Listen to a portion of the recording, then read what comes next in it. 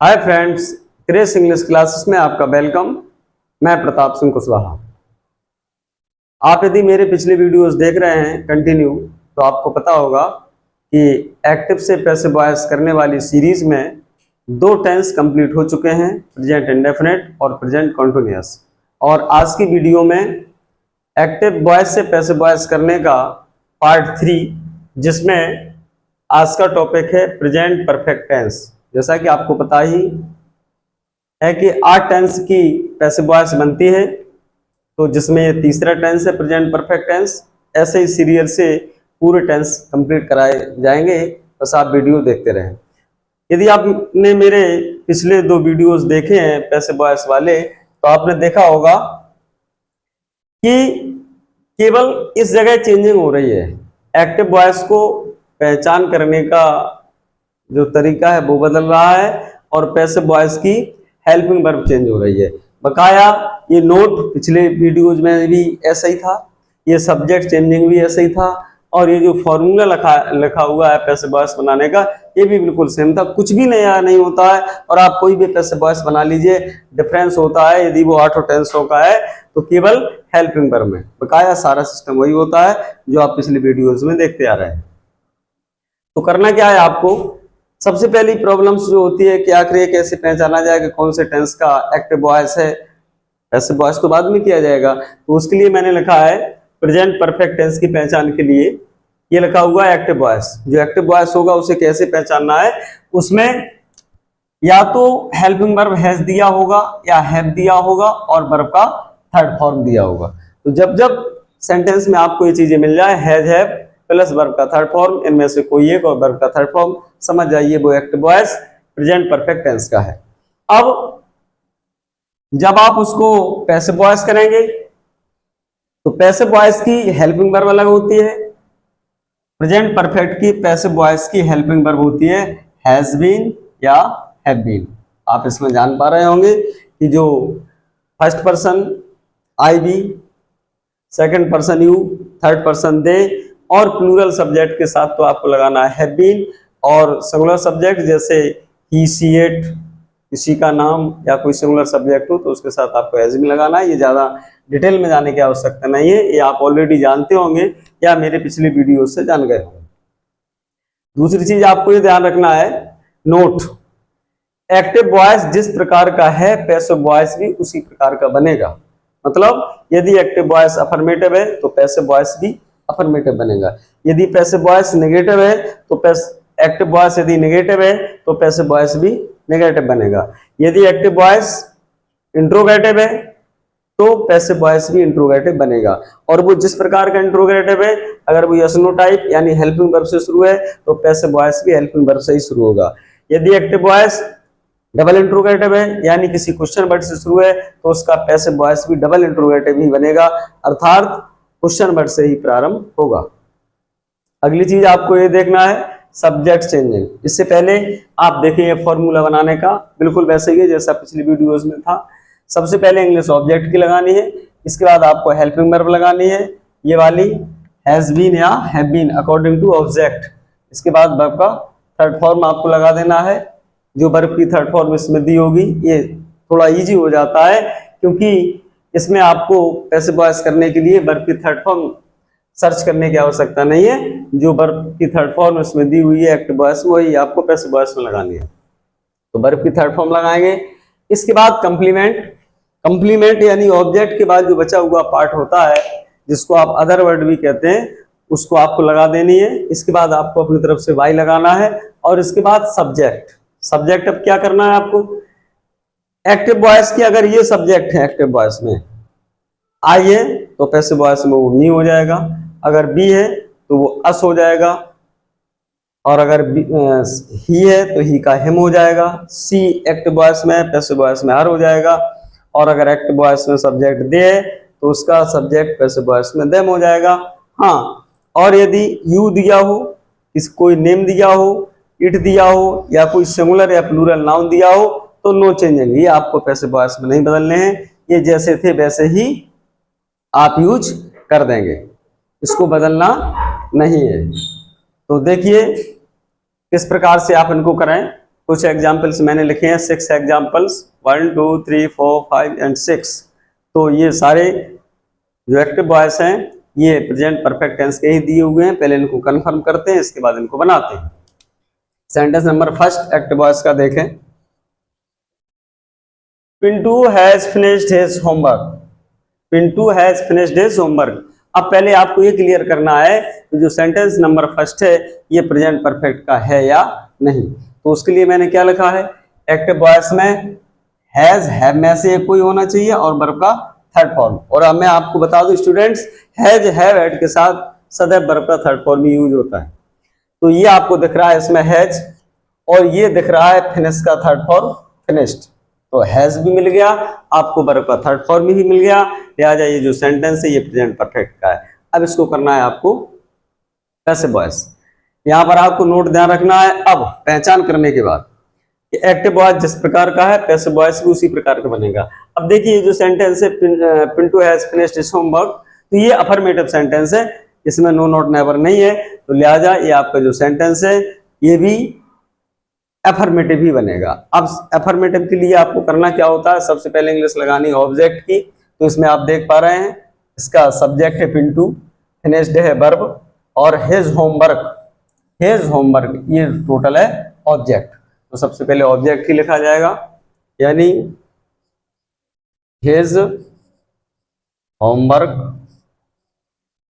His homework, ये हो गया आपका ऑब्जेक्ट। अब आपको क्या लगानी है, हेल्पिंग वर्ब, और हेल्पिंग वर्ब पैसिव वॉइस के लिए क्या है, हैज बीन या हैव बीन। अब आप देख पा रहे हैं हिज होमवर्क ये सिंगुलर सब्जेक्ट है, तो इसके साथ वर्ब लगेगी, हेल्पिंग वर्ब लगेगी आपकी हैज बीन, तो ये हेल्पिंग वर्ब, और इसके बाद वर्ब का थर्ड फॉर्म यही है जो एक्टिव वॉइस में दिया हुआ है, ये फिनिश्ड यही है, फिनिश्ड,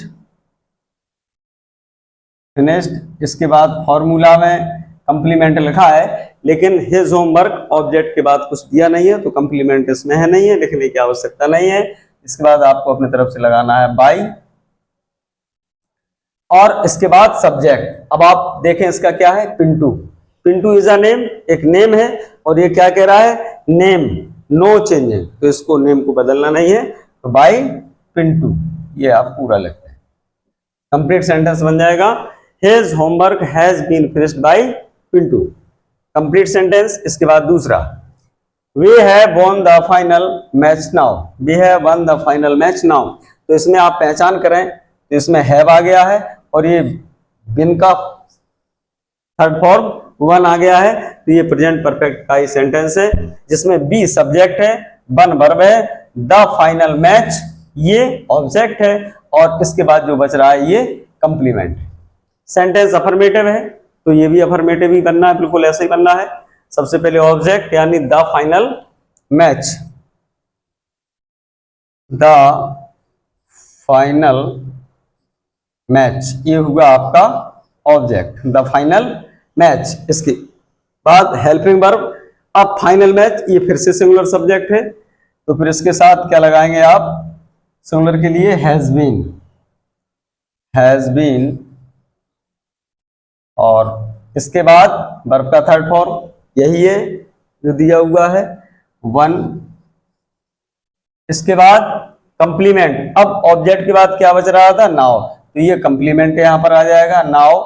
और इसके बाद बाई, थोड़ी जगह कंजेस्टेड पड़ रही है तो ऐसे ही लिख रहा हूं, समझ लीजिएगा, बाई। इसके बाद सब्जेक्ट, अब सब्जेक्ट क्या था इसका, बी, और एक्टिव वॉइस में यदि बी है तो पैसिव वॉइस में क्या हो जाएगा, अस, यहाँ पर क्या आ जाएगा, वाई एस, यानी कंप्लीट सेंटेंस आपका बन जाएगा, the final match has been won now by us.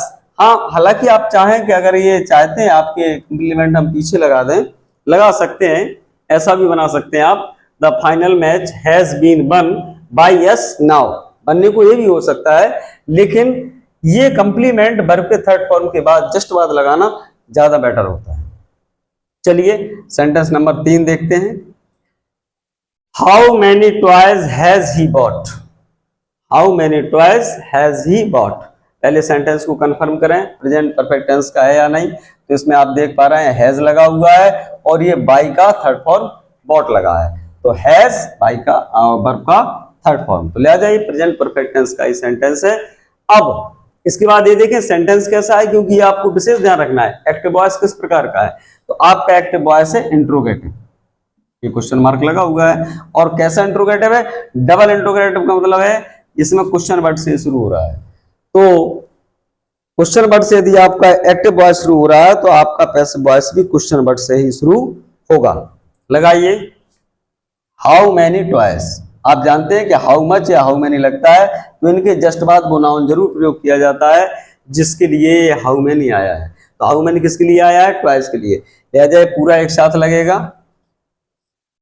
How many, क्योंकि जैसा एक्टिव है आपको वैसा ही पैसिव करना है। ये इंट्रोगेटिव है तो इंट्रोगेटिव ही रहेगा। How many toys.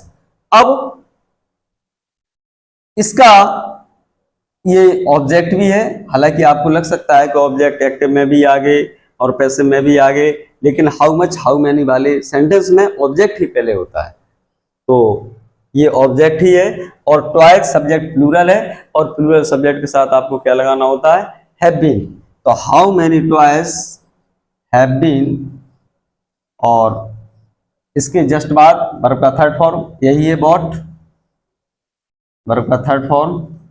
इसमें कंप्लीमेंट कुछ है नहीं, तो इसके बाद आपको क्या लगाना होता है फिर, बाई, बाई। अब सब्जेक्ट क्या था इसका, ही, और अगर सब्जेक्ट ही है तो पैसिव वॉइस में क्या होना है, हिम। तो फिर ये क्या हो जाएगा, बाई हिम, क्वेश्चन मार्क। इस प्रकार से सेंटेंस बन जाएगा, how many toys have been bought by him. Sentence number 4, ये 3 कंप्लीट हो चुके हैं। Has the captain dismissed the plan. अब ये आपका हैज लगा है, ये आपका डिसमिस का थर्ड फॉर्म डिसमिस्ड लगा है, तो हैज वर्ब का थर्ड फॉर्म, लिहाजा ये सेंटेंस प्रेजेंट परफेक्ट का ही है। और देखना क्या है आपको, ये सेंटेंस आपका इंट्रोगेटिव है और हेल्पिंग वर्ब से इंट्रोगेटिव है, तो एक्टिव वॉइस आपका किस प्रकार का है, इंट्रोगेटिव है। आपको पैसिव वॉइस भी इंट्रोगेटिव ही बनाना है। इसमें हेल्पिंग वर्ब लगी है। अब ऑब्जेक्ट के अकॉर्डिंग जो हेल्पिंग वर्ब यहां लगनी थी वो हेल्पिंग वर्ब इस ऑब्जेक्ट से पहले लग जाएगी, क्योंकि इसमें भी हेल्पिंग वर्ब आगे है। तो इसका द कैप्टन सब्जेक्ट है, डिसमिस्ड वर्ब है, द प्लान ऑब्जेक्ट है, और प्लान सिंगुलर सब्जेक्ट है। प्लान के हिसाब से हेल्पिंग वर्ब क्या आएगी, हैज बीन। तो क्या हैज बीन सर एक साथ ही लगा दे, नहीं लगा सकते आप। यदि डबल वर्ड वाली हेल्पिंग वर्ब, जैसे कि हैज बीन, 2 वर्ड से मिलकर के आपकी हेल्पिंग वर्ब बनी है, तो इंट्रोगेटिव करते समय दोनों आप एक साथ नहीं लगाएंगे, पहले ये हैज लगाएंगे, इसके बाद ऑब्जेक्ट लगाएंगे, इसके बाद बीन लगाएंगे। हाँ, और यदि नॉट लगाना है तब भी ऐसा ही होता है, हैज आगे लगता है, इसके बाद नॉट आता है, फिर बीन। तो ऑब्जेक्ट इसका प्लान है, प्लान के साथ लगेगा हैज बीन। चूंकि इंट्रोगेटिव है तो हैज पहले आगे लग जाएगा, इसके बाद लगेगा object the plan, the plan, इसके बाद बीन। स्टूडेंट्स एक बात आप फिर से ध्यान रखें, अगर आप इसको ऐसा कर देते हैं हैज बीन द प्लान तो गलत हो जाएगा। डबल वर्ड वाली हेल्पिंग वर्ब है हैज और बीन, तो ऑब्जेक्ट बीच में आता है, और नॉट भी इनके बीच में ही आता अगर होता तो हैज द प्लान बीन, तो ये आपका हेल्पिंग वर्ब हो गई, आगे चली गई, ऑब्जेक्ट प्लान हो गया। अब वर्ब का थर्ड फॉर्म यही है, डिसमिस्ड, डिसमिस्ड, ये वर्ब का थर्ड फॉर्म। और इसके बाद कंप्लीमेंट इसमें भी नहीं है ऑब्जेक्ट के बाद, तो अब इसके बाद आपको लगा देना है बाय और सब्जेक्ट। अब सब्जेक्ट क्या है इसका, द कैप्टन। कैप्टन एक नाउन है तो इसमें नो चेंजिंग, ये बदलना नहीं, बाय दी कैप्टन और क्वेश्चन मार्क। तो कंप्लीट सेंटेंस बनेगा, has the plan been dismissed by the captain. Sentence number 4 complete. Sentence number 5 देखें, who has cheated you in business, who has cheated you in business. तो ये आपको has दिख रहा है, ये वर्ब का थर्ड फॉर्म दिख रहा है, तो हैज वर्ब का थर्ड फॉर्म, लिहाजा ये सेंटेंस जो है इसमें हैज और वर्ब का थर्ड फॉर्म लगा है, तो ये भी प्रेजेंट परफेक्ट टेंस का ही है। अब आपको देखना है टाइप कौन सा है, तो ये इंट्रोगेटिव टाइप क्वेश्चन है और ये क्वेश्चन वर्ड से इंट्रोगेटिव है, तो क्वेश्चन वर्ड इसमें भी आगे रहेगा। लेकिन स्टूडेंट्स मैं आपको बताऊं, जैसे इसमें आपने हाउ क्वेश्चन वर्ड था, इसमें तो हाउ का आपने हाउ लगा दिया था, लेकिन हु को आप पैसिव वॉइस में हु नहीं लिख सकते।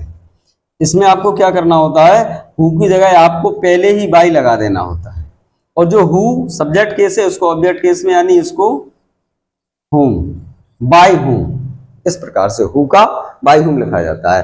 अब हेल्पिंग वर्ब आपको लगानी है। ऑब्जेक्ट क्या है आपका, यू।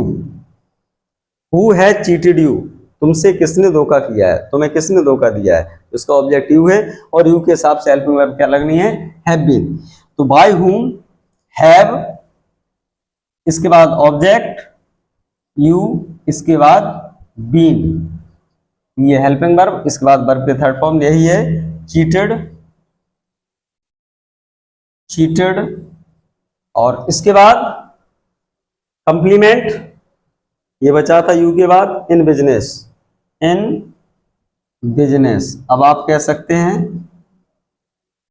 सर बाई लगाइए, सब्जेक्ट लगाइए, लेकिन आप देख पा रहे हैं बाई तो हम आगे ही लगा चुके हैं, और जो हु होता है यही इस सेंटेंस का सब्जेक्ट होता है, और बाई हुम आगे लग जाता है, फिर ना तो आपको पीछे बाई लगाना होती है और ना ही सब्जेक्ट, क्योंकि बाई आगे लग जाती है, सब्जेक्ट भी वहीं पर लग जाता है जो कि हु ही होता है। तो हु वाले सेंटेंस में आपको फिर से दोबारा बाई और सब्जेक्ट लगाने की आवश्यकता नहीं है, क्योंकि वो हम आगे लगा चुके होते हैं। सेंटेंस नंबर 6 और अंतिम, I have not rejected your plan, I have not rejected your plan.